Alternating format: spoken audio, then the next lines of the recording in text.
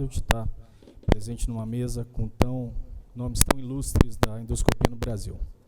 Vou falar sobre estenose péptica. Bom, então nós vamos começar aqui com esse primeiro caso clínico, que é um garoto de 14 anos que chega ao pronto-socorro infantil de outro serviço, uma história de disfagia sólidos há um mês, sensação de entalamento aproximadamente 5 horas. Ele vem com histórico contado pela mãe, tratar a doença do refluxo há aproximadamente 2 anos. Então, desde os 12 anos, ele trata uma suposta doença do refluxo. E nós conseguimos uma endoscopia prévia dele, de aproximadamente 2 anos, demonstrando uma esofagite erosiva grave, grau D. Bom, essa endoscopia, isso foi feito num serviço fora do IANSP, então a endoscopia que nós tivemos acesso, aproximadamente 22 centímetros da arcada dentária superior, uma estenose circunferencial, inelástica, inflexível, e um corpo estranho impactado aqui, que parecia um corpo estranho de origem vegetal. Isso foi obviamente retirado, estudado a estenose. A primeira questão é, mediante essa situação, qual seria a principal hipótese? Uma estenose por doença de Crohn? Uma estenose por esofagite eosinofílica? Uma estenose péptica? Ou uma estenose por compressão extrínseca? Podemos votar?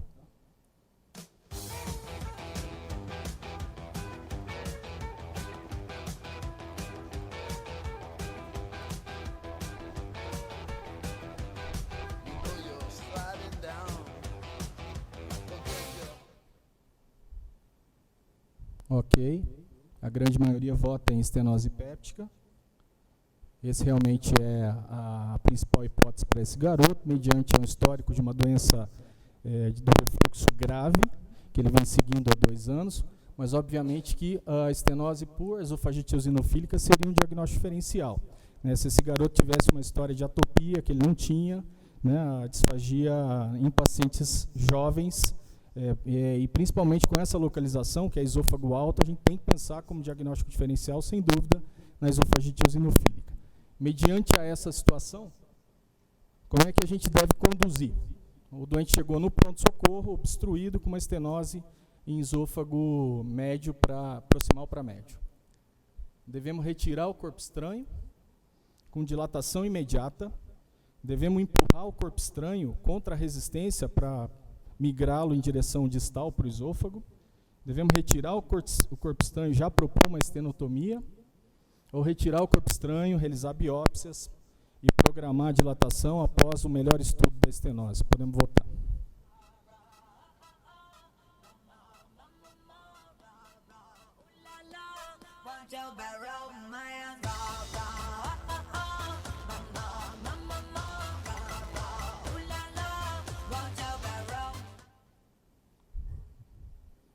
Bom, então aqui nós temos 2 opções. A retirada com dilatação imediata e a mais votada, que 71%, que é a opção D. A resposta correta... Então, a resposta mais correta nessa situação seria, obviamente, retirar o corpo estranho, biopsiar e programar a dilatação após um estudo mais adequado da estenose. Então, isso já foi comentado. O que a gente está olhando pode ser a ponta de um iceberg, A gente não sabe as características da estenose, tortuosidade, é intransponível. Obviamente, se você tiver no serviço, é uma estenose de aproximadamente 6, 7 milímetros. Se você tiver um gastroscópio infantil, puder passar, avaliar a extensão proximal ou distal, você até poderia iniciar um tratamento dilatador de imediato. Mas o mais seguro, obviamente, é estudar, fazer uma anamnese dessa estenose para depois programar o tratamento. Então, isso foi o que foi feito. Sempre é importante, então, a gente fazer a realização das biópsias endoscópicas e o raio-x contrastado para avaliar a extensão e tortuosidade. Nesse caso, especificamente, o ED mostrava uma estenose em terço médio superior. É uma estenose complexa, o Alexandre já colocou, tem mais que 3 centímetros de extensão. E tem associado um refluxo e uma hérnia atal. E o anátomo patológico demonstra um processo inflamatório crônico com eosinofilia, porém, numa proporção menor do que 15 por campos eosinófilos por campo de grande aumento. E algumas áreas de fibrose. Bom, mediante esse estudo, qual seria o próximo passo? Dar inibidor de bomba de prótons, inibidor de bomba e dilatação, corticoide inalatório e dilatação endoscópica, ou somente dilatar e não dar inibidor?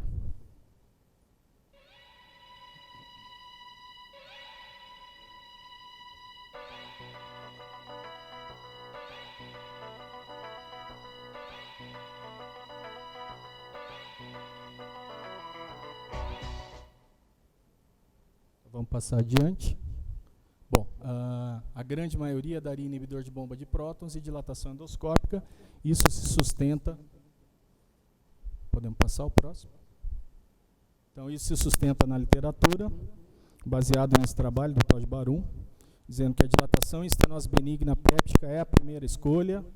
Ela alivia a disfagia, ela tem baixos índices de complicações e associação de dilatação com inibidor de bomba de prótons. Ela diminui a recorrência de estenose por doença do refluxo.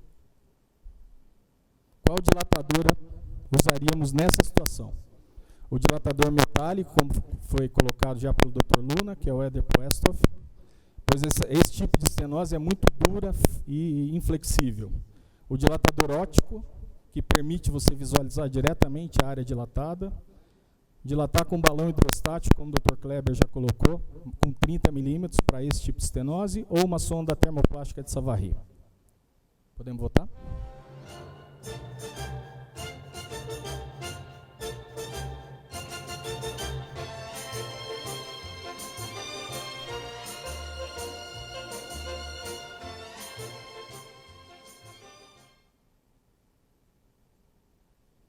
Bom, então duas opções. Um balão hidrostático de 30 milímetros seria o ideal.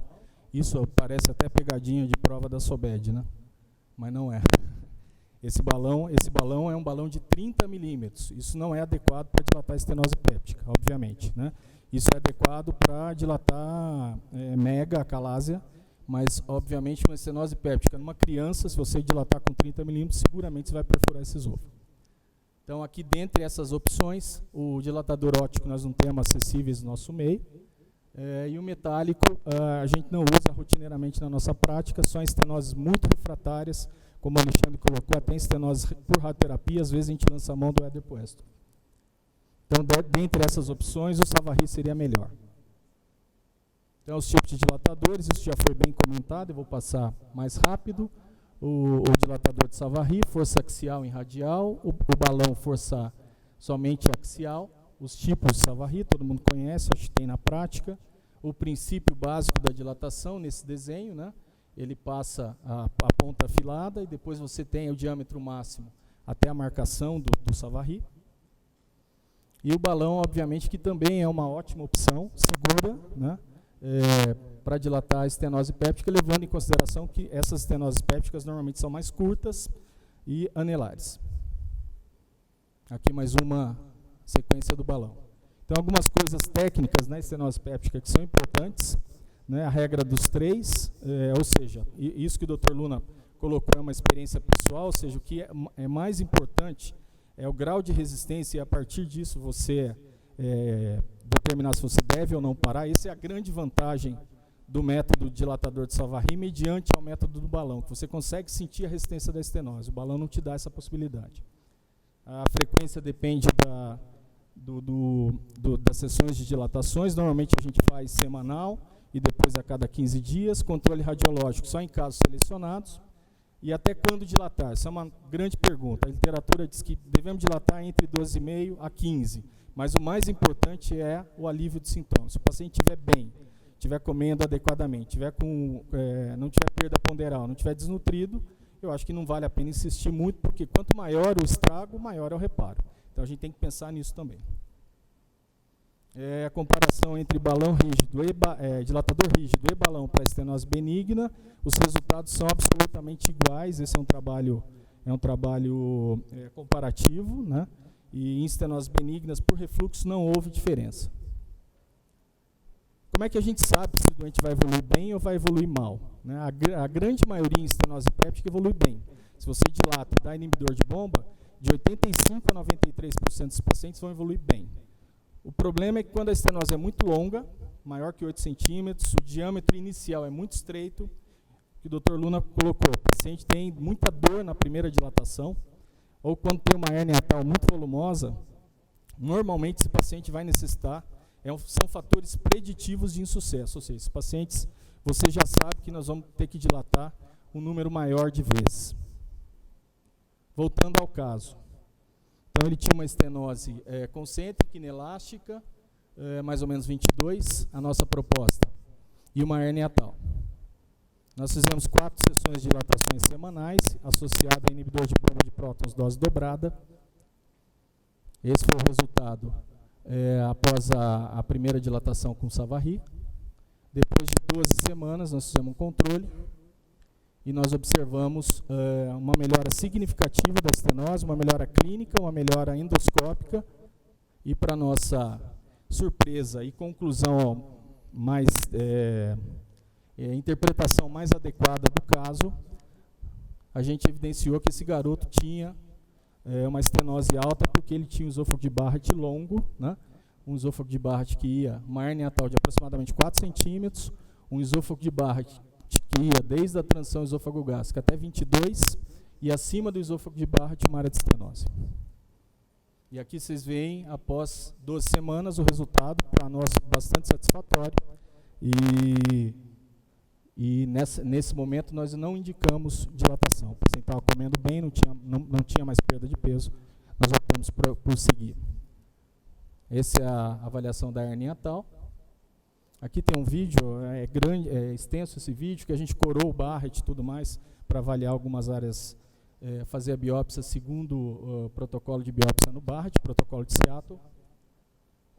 Aqui a gente tinha uma coisa também interessante, eosinofilia em esôfago de Barrett, que é uma coisa não muito comum na literatura, que nós fomos discutir, e é uma eosinofilia associada à doença do refluxo, não é esofagite eosinofílica, e pode haver, sim, eosinofilia mesmo em epitélio de Barrett.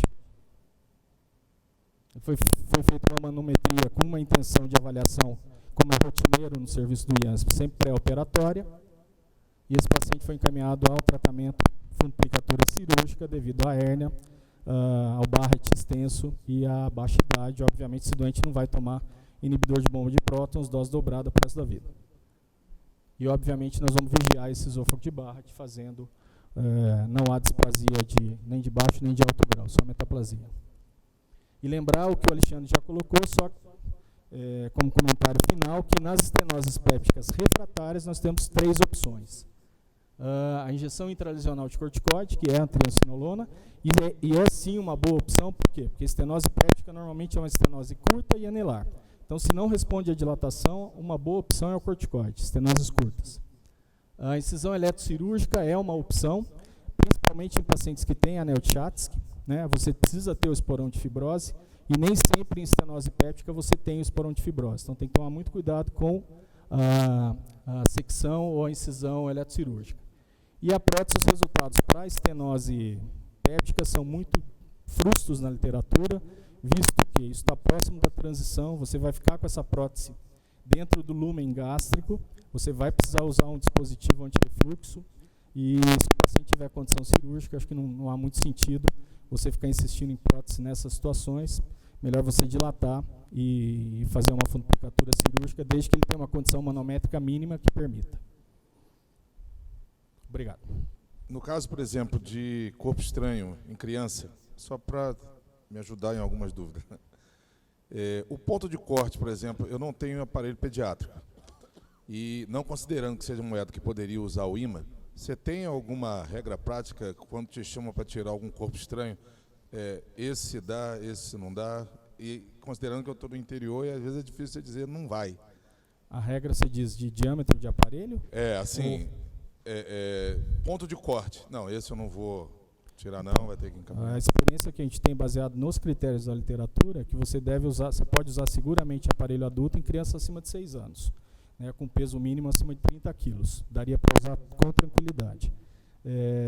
Abaixo disso, o ideal seria utilizar o aparelho infantil, né, e obrigatoriamente em crianças menores do que 2 anos, isso é bem definido, você não pode usar aparelho adulto. Então, entre 2 e 6 anos um corte. Se você tiver aparelho adulto, você usa. Eu normalmente já usei aparelho adulto em criança acima de 2 anos, sem grandes problemas. Não sei a experiência da mesa, qual que é com relação a isso.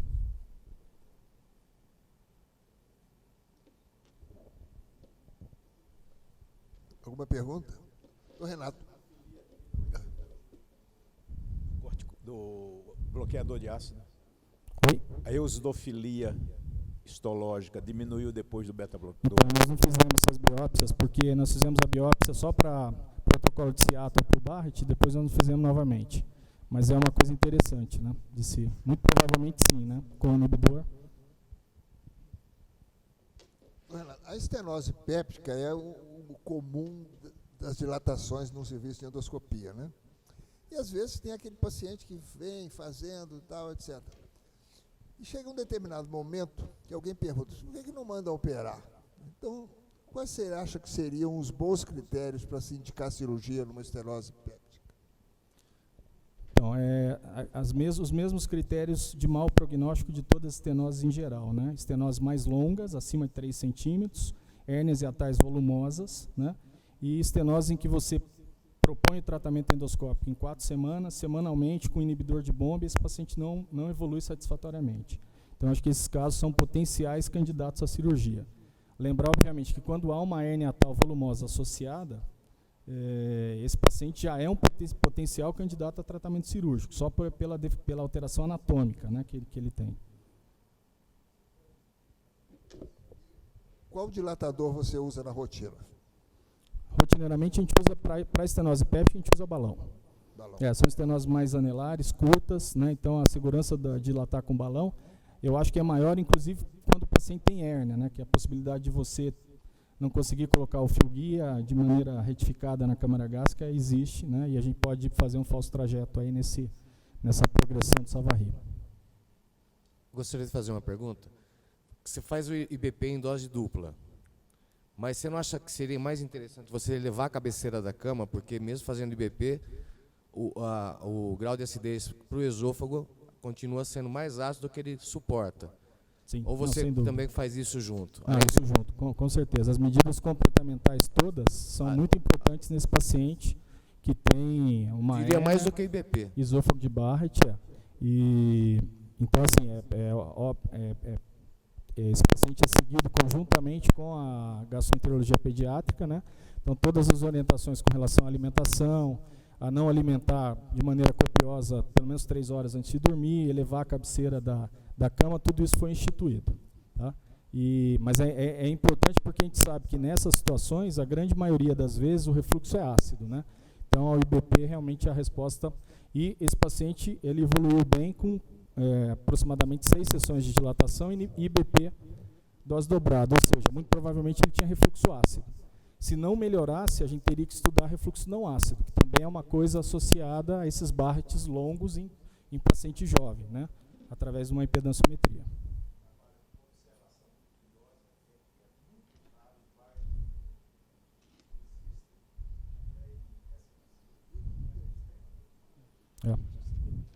Isso até a gente começa a pensar, porque ele tinha uma endoscopia de 2 anos atrás que não citava Barrett, né? Mas esofagite grau D. Muito provavelmente estava confundido, aí, ou mascarado pelo esofagite grau D. E aquela teoria evolutiva do Barrett cai por terra aqui também, né? Porque esse garoto, ele começou a ter refluxo com 12 anos. Com 14 ele tem um Barrett de 16 centímetros, né? Então, muito provavelmente ele deve ter tido um episódio de refluxo grave que já barretizou. Você citou o anel de Schatzky. Frequentemente a gente vê pacientes com hérnia de hiato, com doença do refluxo e anel de Schatzky e disfagia. Qual é a tua conduta frente a esses pacientes? Então, o anel de Schatzky é descrito na literatura como um segmento à parte dentro da doença do refluxo, né? Então, acho que fundamentalmente você tem que se basear na clínica, se o paciente tem disfagia, se essa disfagia está especificamente relacionada ao Schatzky. E se você chegar a essa conclusão, aí a dilatação, a literatura é a única situação que ela permite você dilatar um pouco mais, com um pouco mais de diâmetro e intensidade, né, podendo até chegar num balão de cólon a 17, 18 milímetros, ou fazer a eletroincisão cirúrgica nos quadrantes do Schatzki. Tá? Então você primeiro precisa identificar, porque às vezes a gente encontra um Schatzki, só que é um Schatzki que o aparelho passa com facilidade e aquilo não está batendo com a condição clínica do paciente. Então será que ele tem uma desmotilidade associada, né? Ele pode ter uma pseudoacalase relacionada ao refluxo, então tudo isso tem que ser investigado. Chegou-se à conclusão que a disfagia é pelo Schatzki, aí você tem que dilatar de maneira mais agressiva. Se você dilatar só até 14 ou 15, como na estenose péptica convencional, você não vai obter resultados.